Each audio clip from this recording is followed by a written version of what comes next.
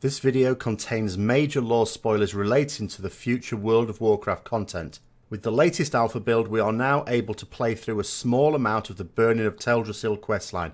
We have also seen some of the cutscenes involved in the Siege of Lordaeron scenario. Now in this video, I'm going to point out some of the major plot details and show how Sylvanas is far worse than we imagined before.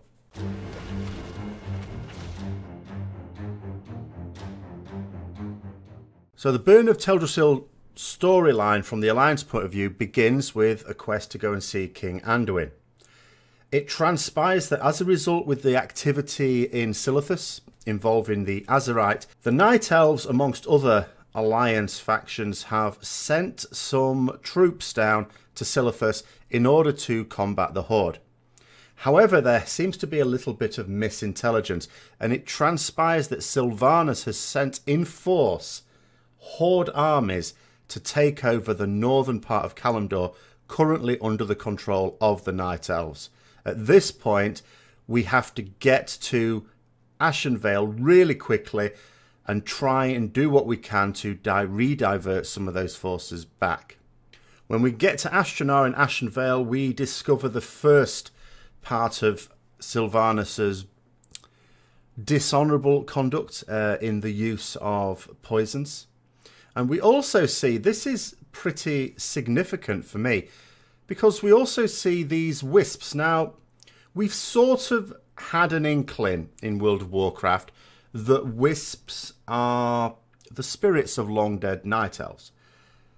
It's never been explicitly stated in any story as far as I can tell. But of course, you know, one of the Night Elf racials is indeed that you turn into a wisp and get your body back. So it sort of makes sense. As far as I know, this is the first instance we've ever seen in Warcraft or World of Warcraft of having that explicitly stated, because here we have a quest to release the wisps from fallen Night Elves after the attack. Once we've completed this quest, we are sent off to meet with Malfurion to the northwest of Ashenvale. Malfurion is dealing as best he can with the Horde incursion, but he knows that he needs reinforcements, so he agrees to go and re-divert the Night Elf forces that are heading to Sylvanas in the hope that he can get them to return. But he needs us to marshal some forces from Darnassus to defend Darkshore, to defend Ashenvale, but without leaving Darnassus itself undefended. And as far as this questline goes, this is approximately the end of it. We don't really get to go much further other than informing a general at Darnassus. It looks like from the quest, the next thing we'll be doing is getting up on a Fey Dragon and doing a bit of a bombing quest to destroy some Horde forces, after which your guess is as good as mine. We sort of know things are going to get a little bit toasty around here, but beyond that we can't play any further at this point. Now with the Siege of Lordaeron cinematics, we are given a further insight into what Sylvanas is prepared to do in order to win.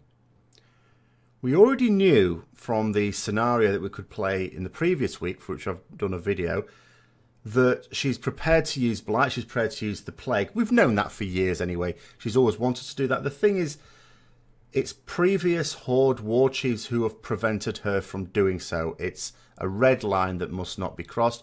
Whenever she has used it, it's been surreptitiously, and there's been consequences to pay if she's ever been caught. She's also been banned from raising the dead, particularly of Horde forces. But in the Siege of Lordaeron, the only dissenting voice is that of Saurfang. Other Horde forces don't really say anything, whether it be their leaders or the troops themselves, who all take an active role in spreading the Blight under her orders. But then something quite remarkable happens at this point.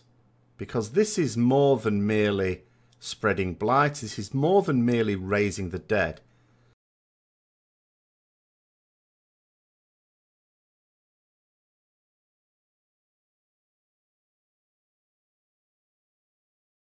As Anduin notes here, Sylvanas is deliberately killing her own troops. Perhaps she believes that the raised dead will fight harder than Horde troops with more ferocity. But here we see a mixture of Alliance and Horde troops being raised from the dead. These were red lines that she has now vaulted straight over. This is not simply using blight against her enemies. This is using her own troops, reanimating them. At this point, we can only seriously conclude that Sylvanas will not stop at anything in order to assure victory. Saurfang already announced that he will not take any further part in her horde. And I know what a lot of people are thinking. They're thinking this is very much set up for a coup d'etat where Saurfang takes over as war chief at the end of the expansion. I'd be very disappointed if that's what happens. And the reason is not because it's not set up for that, not because it wouldn't make sense, but because it's just a direct copy of the coup against Garrosh. But also there is something very different about this, and I said this in the last video. There are other members of the Horde, other races, not just Forsaken, that were willing to use the Blight against the Alliance. There were other Horde faction leaders who raised no dissent even when Sylvanas was raising the dead of fallen Horde. Saurfang stood alone as the only dissenting voice. So not only would it be hugely unoriginal if they simply rewrote the same story that they did for Garrosh, but in actual fact, who would there be to stand with him? And I know what a lot of Horde players are thinking. They're thinking, well, there must be lots of members of the Horde that would be sympathetic to him and that would join his side. And okay, sure, I would have thought so too. Where were they in these cutscenes? Where were they in all the exchanges in these scenarios? Because those faction leaders, the key ones that you would think would be willing to stand up to Sylvanas, were all there and said nothing. So that's part 2 of what we're finding out about the depths to which Sylvanas really will sink. Let me know what you think in the comments below. Hope you enjoyed the video. If you did, don't forget to like, comment, subscribe and share with other people who might also be interested. And until next time, I'll see you later.